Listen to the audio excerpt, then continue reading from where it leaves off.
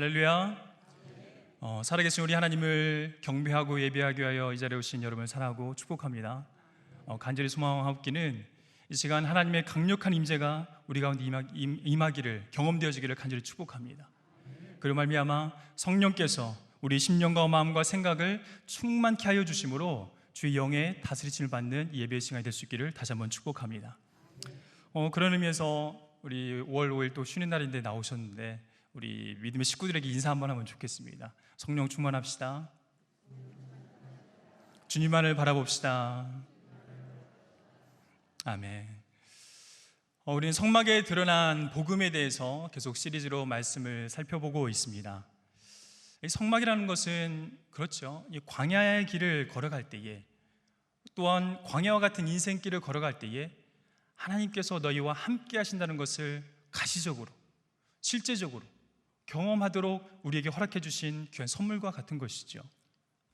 구약에 주신 내용이긴 하지만은 이 내용을 통해 신약의 예수님이 이 땅에 친히 내려오셔서 우리와 함께 하셨고, 지금도 영으로 우리와 함께 하시는 임마누엘의 그 선포가 우리에게 있기 때문에 예수님이 충분히 이 성막을 통해서 예표가 되어진다라고 생각이 됩니다.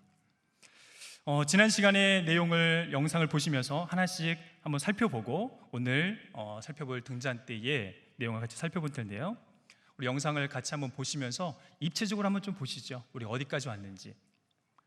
동편문을 통해서 성막을 들어오면은 제일 먼저 경험되어지는 게 바로 번제단이죠.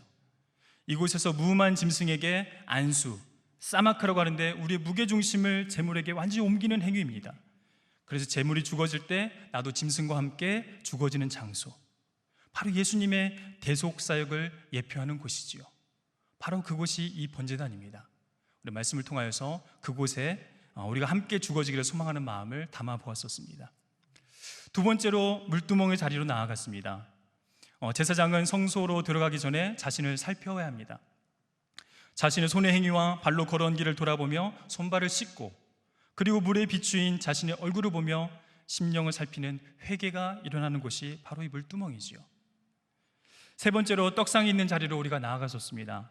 창조주 하나님께서 자기 백성과 더불어 떡상을 사이에 두고 즐거운 대화와 교제, 사랑과 생명의 교제를 나누기를 원하셨던 그곳이 바로 이곳이지요. 이 영적인 교제에는 대상이 제한되지 않습니다. 세리와 창기와 유대 사회에 업신여겼던 모든 사람들이 포함되었던 것처럼 여기에 있는 우리 모두도 하나님 아버지와 영적인 교제와 생명의 관계를 맺어주기 위해서 이곳을 허락해 주신 것이죠. 오늘 살펴볼 성전의 기구는 바로 이 등잔대입니다. 순금으로 만들어진 이 등잔대 영상으로 좀 한번 보시죠. 말씀만으로는 좀 이해가 잘 되지 않을 것 같아서 가운데 줄기를 중심으로 좌우에 3가지씩 나오고 각 가지마다 이렇게 3개의 덩어리의 살구꽃 모양의 받침들이 세워집니다. 그리고 그 위에 맨 위쪽에는 등잔이 7개가 올려져서 그 위에 감람류가 부어짐으로 불이 피워지게 되죠. 밑에 보시면은 집기들이 더 있는데요, 집기들을 보시게 되면은 이 제사는 상번제로서 매일매일 드려져야 됩니다. 해가 지는 저녁에서부터 다음날 아침에까지 불이 피워져 있어야 되기 때문에 아침이 되면 불을 다시 끄고 소지를 해야 됩니다. 그래서 불 심지를 좀 깎아주고 정리를 하고 불똥이나 이런 것들은 제거를 해줘야 되기 때문에 불 집게와 그걸 담는 그릇이 또 순금으로 만들어지게 되어져 있습니다. 영상으로 보니까 좀 더 말씀보다 이해가 더 쉽죠. 이제 그것의 영적인 의미들을 우리가 같이 좀 살펴보면 좋겠는데요,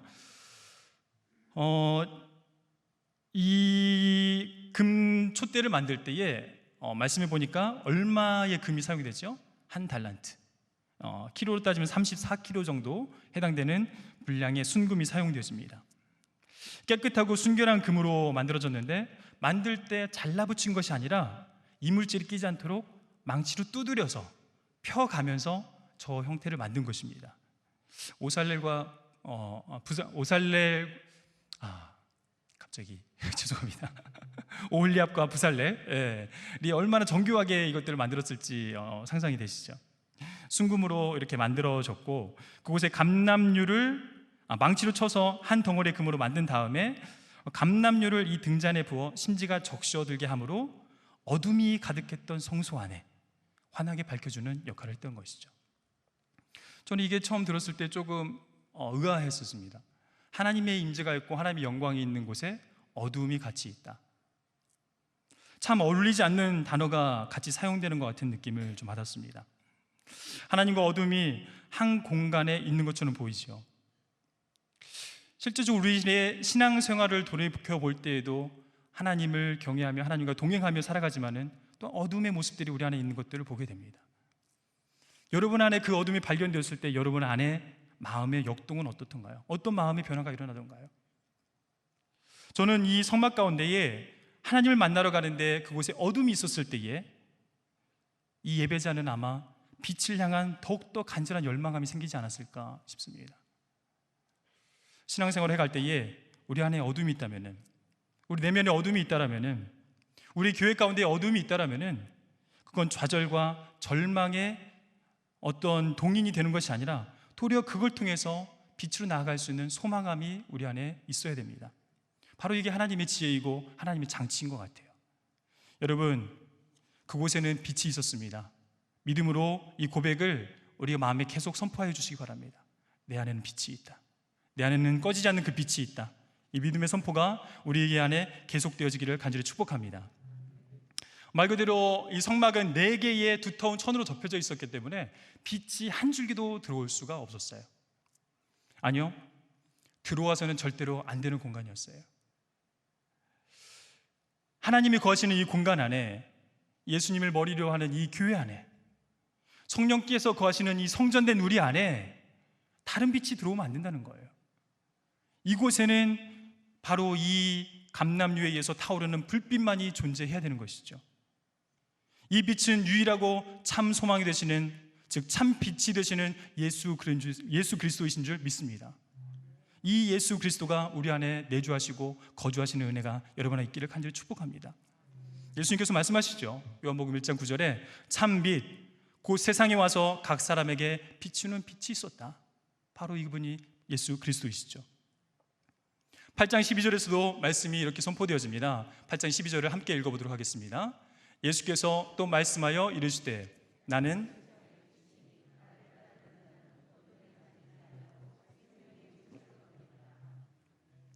예수님께서 나는 세상의 빛이라고 말씀하시면서 나를 따르는 자는 어둠에 다니지 아니할 것이다 라고 말씀을 하고 있죠. 근데 이 땅을 살아갈 때 보면은 이 참빛 외에도 거짓된 빛들이 있는 것들을 보게 돼요. 짧지만 아주 강력한 시인데요, 시 한 수를 제가 읊어보도록 하겠습니다. 유아라는 시인님의 오징어라는 시인데요, 눈앞에 저 빛, 찬란한 저 빛, 그러나 저건 죽음이다. 의심하라 모든 광명을. 오징어의 입장에서 쓴 거예요. 오징어를 잡을 때 어떤 걸 쓰시는지 아시죠? 집어등이라고 혹시 들어보셨나요? 한번 사진을 띄워주시면은 배에다가 빛을 강력하게 달아놓습니다. 그래서 망망대해에 가서 칠흑 같은 바다에 저 빛을 들이우게 되면은 물고기들이 몰려드는 거죠. 오징어가 몰려듭니다. 물고기를 소집시키는 이 집어등의 화려한 불빛은 오징어에게는 자기 목숨을 걸고서라도 물고 싶은 치명적인 유혹인 거예요. 우리는 살면서 온갖 치명적인 유혹에 노출되어서 살아갑니다. 더 잘 먹고 싶은 기본적인 욕구에서부터 더 성공하고 싶고, 더 인정받고 싶고, 더 높아지고 싶고, 더 나아가 남을 지배하고 싶은 유혹에 이르기까지 온갖 유혹의 집어등에 둘러싸여서 우리는 살아가고 있는지도 모르겠습니다. 우리 내부에 있는 이 내부의 욕망들이 외부에서 빛나는 화려한 미끼와 뭔가 서로 충족시켜 갈 때에 우리는 유혹을 따먹습니다. 마치 선악과를 따먹었던 아담과 하와의 일처럼.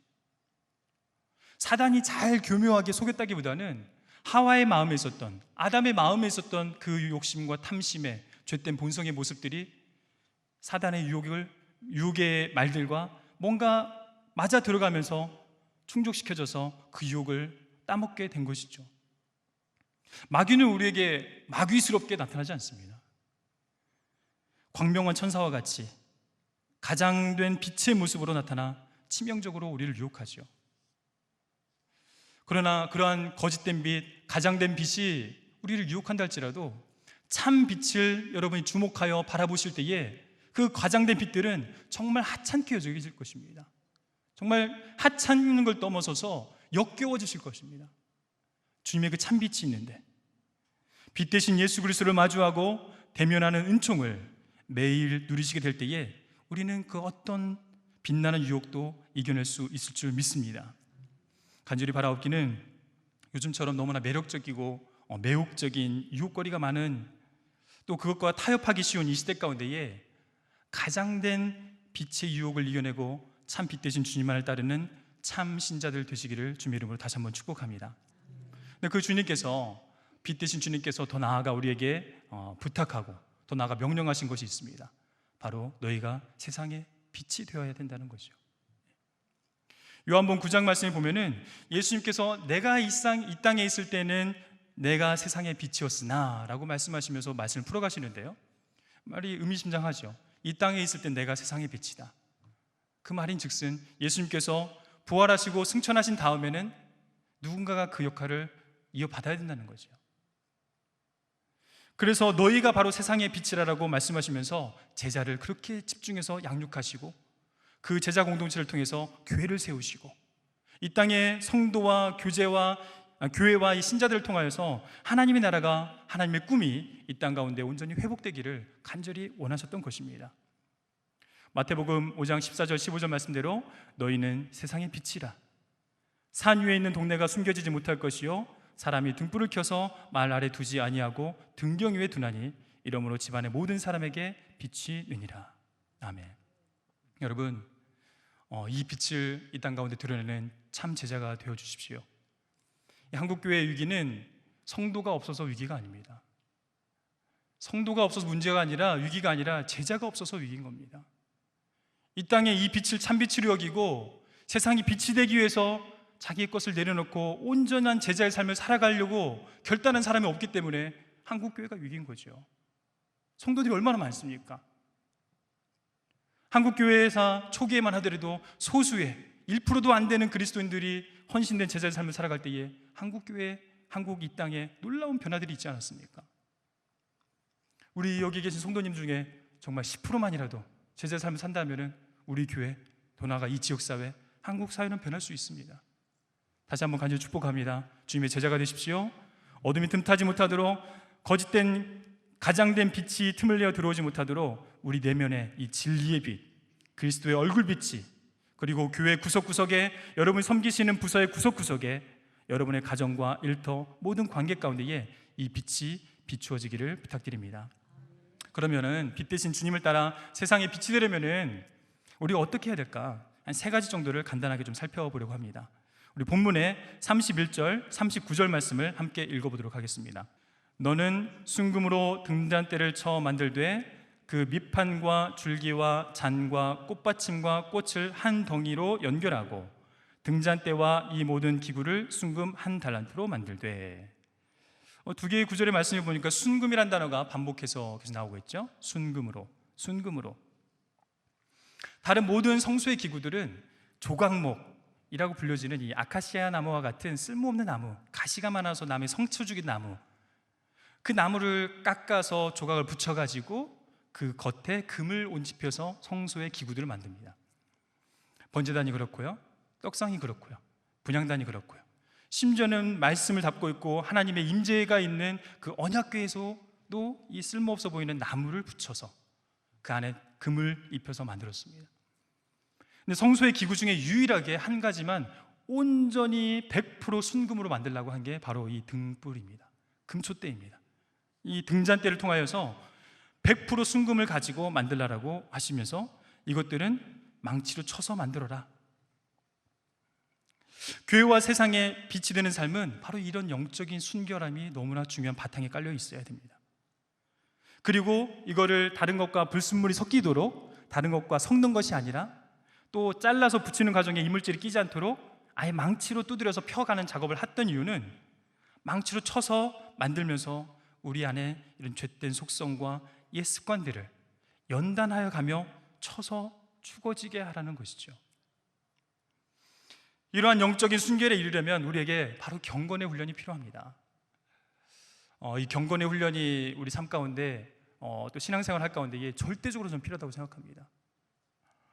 종교개혁 시대 이후에 개신교회는 말씀 중심의 좋은 전통이 세워졌어요. 말씀을 중심으로 해서 양육받고 말씀을 직접 받고 깨달으면서 말씀대로 살아가려고 정말 애쓰는 좋은 전통이 세워졌습니다. 그런데 그 전통과 더불어서 우리에게 이루어진 것이 하나 있는데, 초기 교회 때부터 우리에게 주어졌던 좋은 전통, 사막교부와 수많은 교부들을 통해서 우리에게 이어졌던 그 전통, 육체를 쳐서 복종케 함으로 완덕에 이르는 수행, 수덕, 이러한 삶이 우리 안에서 많이 약화된 것이 또 사실입니다. 우리를 위해서 우리가 야고보서 1장 27절을 한번 좀 살펴볼 텐데요, 참된 경건의 삶은 성경에서 뭐라고 말씀하고 있는지 야고보서 1장 27절을 한 목소리로 읽어보도록 하겠습니다. 하나님 아버지 앞에서 정결하고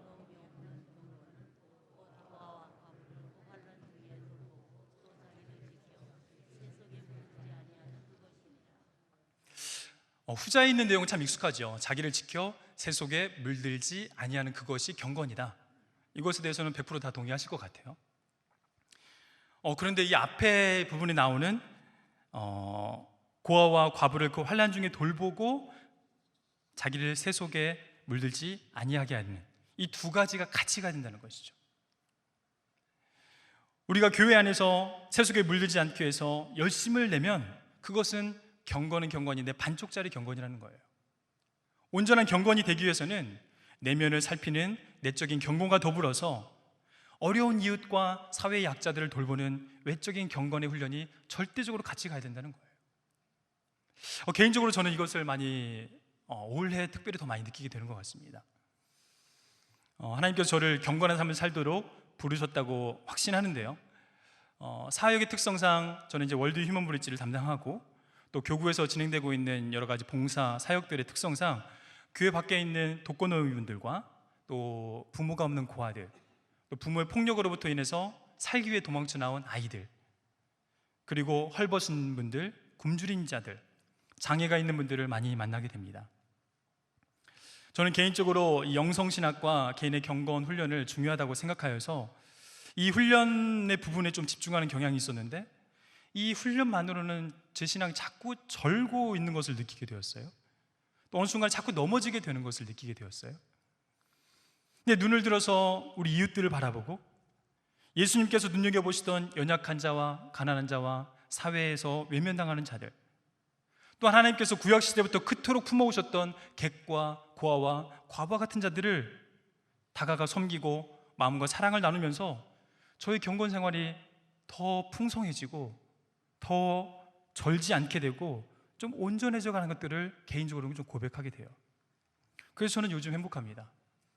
혹시 5월달 12광주리에 4페이지에 보면은 제가 글을 하나 실었는데 거기에 내용에 보면은 행복이란 단어를 한번 재정의를 해봤어요. 제가 최근에 느끼는 감정을 다 실어서. 행자가 보니까 다행 행자더라고요. 복자는 이제 복자고, 무엇이 행복일까? 왜 다행이라는 단어가 들어갔지? 생각을 해보니까 거짓된 복을 쫓아갈 수 있었는데 참된 복을 알게 되어서 다행이다 라고 느끼는 그 상태가 행복인 것 같아요.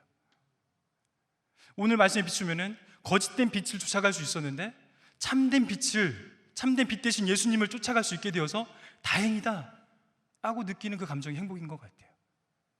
그걸 깨닫지 못하고 계속해서 허황된 복, 기복적인 복, 세상 사람들이 추구하는 복, 거짓된 빛, 세상 사람들이 소망이라고 말하는 그 빛 쫓아가며 살 때는 우리가 다행이라고 생각하지 않아요. 근데 그곳에부터 돌이켜 참 빛을 만났을 때 다행이다라고 우리가 고백하게 되죠. 저도 최근에 그런 사역들을 통해서 그런 다행인 경험들이 참 많이 있었습니다. 한번 사진을 좀 띄워주시면은, 요즘 저기는 돕고 있는 가정 중에 소망의 집이라고 19분의 장애분들이 계세요. 지금 일부는 병원에 입원하셔가지고 저 자리에 안 계시는데 정신장애, 지체장애 같이 생활을 하시고 19분이 계시는데 수급자가 5분밖에 안 돼요. 14명은 자식들이 수급비를 타가고 부모를 그냥 방치해버린, 또 거꾸로 부모들이 타가고 자식을 저걸 방치해버려서 수급 대상자가 안 됐어요. 5명만 수급. 근데 장애인 시설도 기피 시설이기 때문에 전세를 안 줘요. 그러니까 저 목사님도 장애가 있으신데 저 지체들을 데리고 멀리 가서 완전 산 밑자락에 외곽으로 가서 힘들게 대출 80% 얻어가지고 저기서 같이 생활을 해요. 그런데 목사님 말씀하시더라고요. 15명 어떻게 버려? 나 아니면은 돌볼 사람이 아무도 없는데. 저는 이분에게서 경건을 배워요.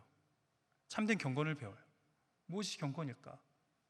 하나님의 마음으로 제 영혼들을 포기하지 않고 끝까지 객과 고아와 갑을 돌보는 하나님의 마음으로 저들을 포기하지 않고 붙드는 그 목사님 통해서 참 경건을 배우게 되더라고요. 다음 사진요. 이거는 같이 이제 청소를 하면서 이 자연에서도 참 경건을 배우게 돼요. 참 인간은 욕심이 많죠. 그렇지만 자연은 참 순응적이에요. 뭔가 조화로워요. 더 과하게 탐심을 부리지 않아요. 인간의 탐심으로 병들어 있는 이 자연을 돌보면서 그 안에서 이 경건의 모습들을 발견할 수 있었어요. 다음 사진요. 이거는 허락 없이 제가 사진 올렸는데 이 안에 계신 어떤 집사님의 뒷모습인데 독거노인 할머니와 함께 마을 공터에서 한참 같이 즐거운 대화의 시간을 나누고 집에 모셔드린 장면입니다. 그리고 반찬을 들고 가서 어른식에 전달하는데 저분들은 먹고 사는 문제보다도 외로움의 문제가 더 심각하거든요. 정서적 외로움, 이 말벗이 없어서 외로움, 자녀들이 찾아보지 않아서 이 외로움의 문제가 심각하기 때문에 격주로 반찬 배달을 하고 격주로는 전화로 연결을 해서 그분들에게 좀 따뜻한 위로의 말을 전하려고 애를 쓰고 있습니다. 시간 관계상 이것들을 다 일일이 열거할 수 없습니다. 한번 궁금하시면은 500원 안 할게요. 궁금하시면은 12광줄이 보셔서 한번 좀 참고해 보시면은 행복에 대한 내용을 좀 더 참고하실 수 있고 제가 이분들을 통해서 어떤 경건을 배우고 있는지를 한번 느끼실 수 있을 것입니다. 예수님 하나님께서 우리에게 말씀하십니다. 에베소서 5장 8절 9절 통해서 너희가 전에는 어둠이더니 이제는 주 안에서 빛이라. 빛의 자녀들처럼 행하라. 주 안에서. 빛의 열매는 모든 착함과 의로움과 진실함에 있느니라 라고 말씀하고 계십니다. 하나님, 우리가 세상에 빛이 되는 삶을 살기 위해서 특히 경건, 세속에 물들지 않는 내적인 경건과 더불어 세속사회에서 그들과 더불어 특히 위기와 어려움에 놓여 있는 이웃들과 함께 살아가는 외적인 경건을 균형 잡히게 해가심으로 말미암아 이 땅에서 빛의 삶, 그래서 빛의 열매를 풍성히 맺는 삶을 사시기를 원하십니다. 이를 위해서 하나님께서 우리에게 바로 이 표를 주신 것 같아요. 우리 교회가 표방하는 게 뭐죠? 선교적 교회입니다. 우리 존재 자체가 선교적이라는 거예요. 선교사를 파송하는 교회가 아니라 우리 존재 자체가 선교적으로 존재해야 된다는 거예요. 우리 이웃들에게, 우리 지역사회 안에서. 상당교회가 선교적 교회를 지향하고 우리 주변의 어려운 이웃들 그리고 고통스러워하는 이 환경을 지켜내려고 여러모로 힘쓰고 있습니다. 그때마다 마음에 감동이 있으신 분들은 주저하지 마시고 개인의 경건의 삶을 위해서 적극적으로 참여해 보시기 바랍니다. 하나님이 거하시는 성전된 여러분의 내면과 여러분이 몸담고 있는 가정과 모임들, 지역사회 안에 여러분의 경건의 삶을 통하여 성령의 열매들이 풍성하게 맺히기를 간절히 축복합니다. 두 번째로, 기도의 삶을 통해 세상의 빛이 되어야 됩니다. 우리 등잔대 사진을 다시 한번 보여주시면은 아까 설명을 드렸는데 저 중간중간에 매듭 지어진 데가 이제 살구꽃이란 건데요. 혹시 몇 개인지 세실 수 있겠나요?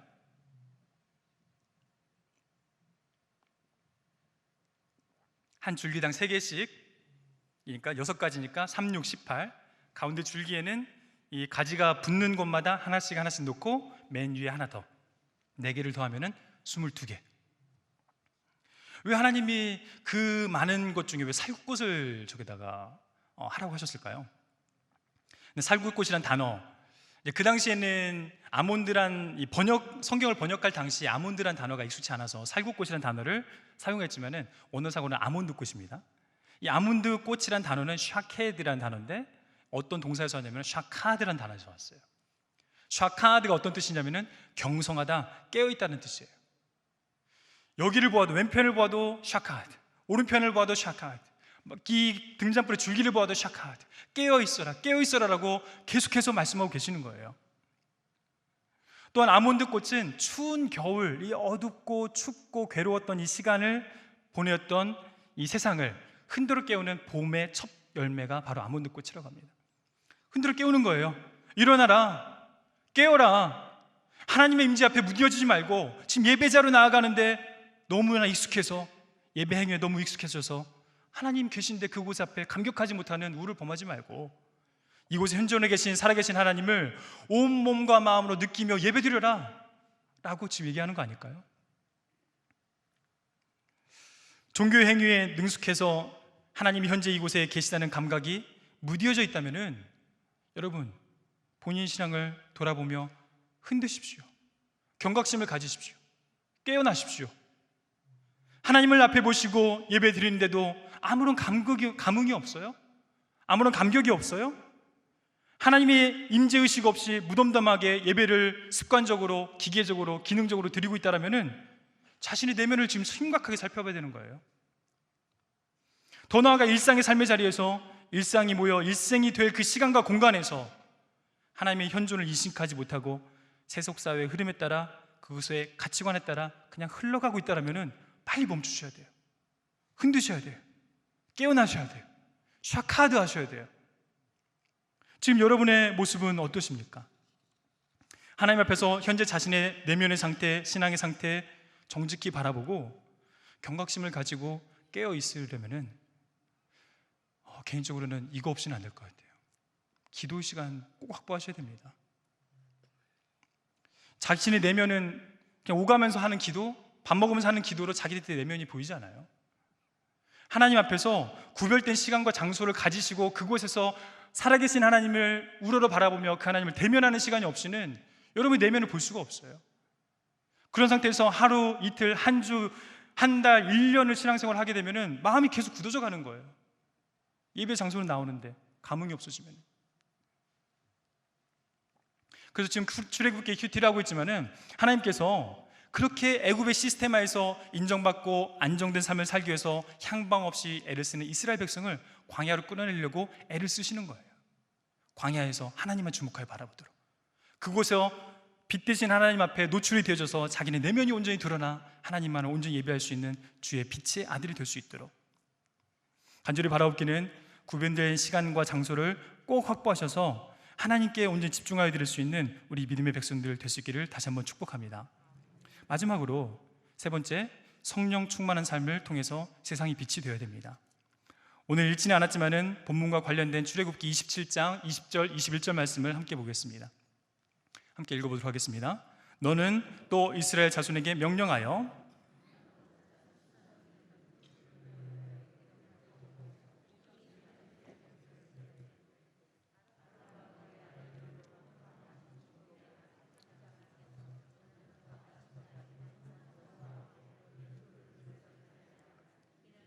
이스라엘 자손이 대대로 지킬 규례니라. 아멘. 이 등불이 여호와 앞에서 항상 켜져 있으려면은, 즉 계속 활활 타오르려면 어떻게 해야 돼요? 기름이 충만해야 돼요. 우리 기름은 우리가 알고 있는 것처럼 직관적으로 성령의 기름 부심을 연상할 수 있죠. 성령께서 우리 심령을 주의 영으로 충만케 채워주셔야만 우리는 주님께서 맡겨주신 일들을 하나님의 뜻에 합당하게 감당할 수 있을 것입니다. 이건 선택이 아니에요. 여러분에게 부탁한 것도 아니에요. 이는 하나님의 강력한 명령입니다. 성막공사 초기에는 자원 예물을 원하는 사람들로 하여금 드리게 하나님께서 말씀하셨지만은 이 명령에 있어서는 20절에 나오는 자손에게 명령하여 라는 단어에서는 차와라는 단어를 쓰는데 정말 강력한 명령형이에요. 쉽게 쓰이지 않는 단어예요. 절대 타협이 없다는 거예요. 성소의 등불이 영원히 꺼지지 않도록 이 불이 이 세상을 환하게 밝히도록 하기 위해서는 이 성령의 충만함이 여러분 안에 강력하게 강제적으로 명령되어져야 된다는 거예요. 여러분 성령 충만하십니까? 성령 충만하게 사모하십니까? 사모하셔야 돼요, 여러분. 이건 하나님께서 여러분에게 강력하게 내리신 명령입니다. 타협이 아니에요. 교회를 하면서, 신앙생활 하면서, 그리스도인을 살아가면서 성령 충만함이 없다? 그냥 넘어갈 일이 아니에요, 여러분. 심각하게 여기시고 하나님 말씀 앞에 한번 자기를 돌이켜 봐야 돼요. 스룹바벨이 하나님이 거하시는 성전을 지을 때도 이 등잔대 환상을 보여주시면서 기름그릇을 세 번을 계속 말씀하시면서 스룹바벨이 이게 무엇입니까? 물어볼 때에 하나님께서 말씀하시죠. 스갈에서 4장 6절입니다. 함께 한 목소리로 크게 읽어보도록 하겠습니다. 만군의 여호와께서 말씀하시되 이는 힘으로 되지 아니하며 능력으로 되지 아니하고 오직 나의 영으로 되느니라. 아멘. 하나님의 일을 할 때에 특히 교회를 섬길 때에, 교회 일을 할 때에, 하나님 나라의 일을 할 때에 여러분, 나의 힘과 나의 능력으로 하려는 모습들이 우리 안에 얼마나 많이 있습니까? 나의 지식과 나의 경험으로 그동안 해왔던 거니까 습관적으로 능숙하게 잘하잖아요. 너무나 성령의 도우심 없이. 그게 복이 아닙니다. 저주일 수 있습니다. 우리 안에 성령이 떠나가신다면 하나님의 일을 또 교회에서 섬기고 또 교회를 세워가는 일들을 해나갈 때에 여러분, 하나님을 성령의 충만함을 간절히 사모하시기를 간절히 축복합니다. 성령께서 이 모든 사역을 주도해 가실 수 있도록 이 상담교회와 여러분의 가정과 여러분이 하는 모든 사역 가운데에 성령께서 주도해 가실 수 있도록 여러분, 하나님께 여러분을 좀 내어 맡겨 주십시오. 그럴 때에 하나님의 나라가 편만해지며 하나님의 말씀이 더욱더 흥왕하여지며 하나님의 나라가 우리를 통하여서 이곳에 또 하나님이 여러분을 통하여서 세상의 빛의 삶으로 살아가도록 인도하여 주실 것입니다. 한국교회와 한국 땅에 이 바람이 필요합니다. 성령의 새바람. 에스겔의 골짜기에 마른 뼈들에게 생명의 기운이 사방에서 와서 어둠 가운데 있었던 자들에게 불어 살아나니 큰 군대가 되어졌던 것처럼 이 시대에 바로 이 성령의 새바람이 불었으면 좋겠습니다. 바로 여러분 개개인에게 먼저, 불에 갈라진 혀와 같이 각 사람에게 먼저. 그래서 우리 믿음의 공동체인 상당교회 성령의 새바람이 불어 정말 하나님께서 하나님의 뜻에 합당하게 쓰시기에 합당한 순결한 그릇이 되고 새 창조를 이루어 가시도록 하나님께 우리를 또 내어드릴 수 있는 그런 교회와 우리 믿음의 성도가 되면 좋겠습니다. 말씀을 마무리하겠습니다. 초기교회에 보면은 이런 일들이 있었어요. 초기교회에 특히 이제 속사도 시대라고 불려지는 AD 100년부터 300년 사이에 그리스도인들이 10년마다 40%씩 성장했어요. 그래서 AD 300년쯤 됐을 때는 로마 인구가 7천만이었는데 700만이 그리스도인이었어요. 10%에 달할 정도로 몇천 명에서 이 정도까지 700만까지 엄청난 성장을 했어요. 근데 이 성장이 왜 일어났을까? 그들이 뜨겁게 예배를 드려서, 정말 목숨 걸고 예배를 드려서 있지요. 그러나 그게 전부는 아니었어요. 왜냐하면 예배 드리는 장소는 너무나 은밀했어요. 이방인들이 올 수가 없었어요. 왜? 발각되어지면 전부 다 몰살이기 때문에. 특히 로마 7대 박해 시대에서는 여기에서 들키게 되면 완전히 몰살이에요. 그래서 그곳을 지나갈 때는 여러 가지 수식들이 항상 있었고 중간중간에 디컨이라고 불려지는 집사들이 항상 확인했어요. 우리 공동체 사람인가? 아닌가? 그래서 맞는 사람만 보냈어요. 즉 이방인은 예배 장소에 구경도 못했어요. 그런데 40%씩 성장했어요. 10년마다. 바로 그리스도인들이 이 예배를 통하여서 회복되어지고 예배 가운데 하나님의 강력한 임재와 성령의 충만함을 경험하고 그 그리스도인들이 일상의 삶을 살아가서 월, 화, 수, 목, 금, 토를 그리스도인답게 잘 살았기 때문이에요. 그랬기 때문에 그들이 그리스도인들이 하나님을 믿는 사람들이 이런 거구나 하면서 사모하는 마음이 생겨서 예수 그리스도를 영접하게 되는 일이 있었던 것이죠. 하나님께서 우리를 세상의 빛으로 부르셨습니다. 하나님의 나라와 세상 나라의 경계에 서서 이 하나님의 형상을 드러내고 하나님의 빛을 드러내는 우리 믿음의 식구, 우리 상당교회, 특히 선교적 교회를 추구하는 선교적 교회, 상당교회의 선교적 성도님들이 되어주시기를 다시 한번 축복합니다. 함께 기도하시겠습니다. 살아계신 아버지 하나님, 저희를 포기하지 아니하시고 주의 빛 가운데 다시 한번 초청하여 주시니 감사를 드립니다. 하나님, 저희가 어둠 가운데 방황하며 주님 없이 내가 그 마음의 중심에 자리하고 하나님을 향한 참된 경건에 대한 소망함 없이 주님 앞에 엎드려 기도함 없이 성령의 충만함을 간구함 없이 혹시 살아간 저희들의 삶의 모습이 있거든 이 시간 회개하오니 주님 저희를 새롭게 빚어주시옵소서.